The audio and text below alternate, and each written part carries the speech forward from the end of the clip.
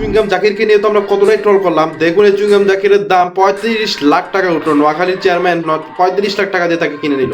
যাই হোক, দেখা যাক আর কাকে কাকে কিনেছে, আজকে দেখতে থাকুন সকলের নাম। দেখা হচ্ছে আরেক ইয়াসির লট এই পাড়া রেখেছে 44 লাখ টাকা দিয়ে। মানে ভাই ভাবা যায়, মানে কি বলবো, এগুলো যে ক্রিকেট রিলেটেড কোনো সেন্স নাই, মানে যারা কিনুই না আর কি, এটা প্রমাণ। তো আব্বির রহমানকে 28 লাখ টাকা দিয়ে কিনে মন্ডল কিন্তু বাংলাদেশে বলতে আপকামিং স্টার, যাকে তাকে 25 লাখ টাকা দিয়ে কিনেছে রাজশাহী। আর আইবুর রহমান সোমান আশা করি চিনতে পেরেছেন, যে কিনা কয়েকদিন আগে রাইজিং স্টারে খুব দুর্দান্ত সে 100 করেছে। 50 লাখ টাকা দিয়ে নোয়াখালী কিনে নিয়েছে। জিশান আলম যেও কিনা রাইজিং স্টার, তাকেও নিয়েছে 18 লাখ টাকায় রাজশাহী। বিপিএল এ যাক অবশেষে নাসির হোসেনও কিন্তু দল পেয়েছে।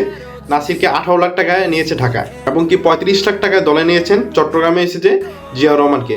মানে কি বলো, যেগুলো অচল মাল এগুলো চট্টগ্রামে নিয়ে ভরা ফেলো আর কি। তাই চট্টগ্রাম যে খেলা বোঝার তারপর আর কি। সাইফুদ্দিনকে ঢাকা নিয়েছে 68 লাখ টাকায়। শরীফুল ইসলামকে নিয়েছে 44 লাখ টাকায়। আর সাথে লিটন কুমার দাসকে 75 লাখ টাকায় লিটন কুমার দাসকে নিয়েছে রংপুর রাইডার্স। 56 লাখ টাকায় নিয়েছে শাম হোসেনকে, বাদশাহ যেটাকে বলে, এবার সে বস্তা চাল নিতে পারবে 56 লাখ টাকা।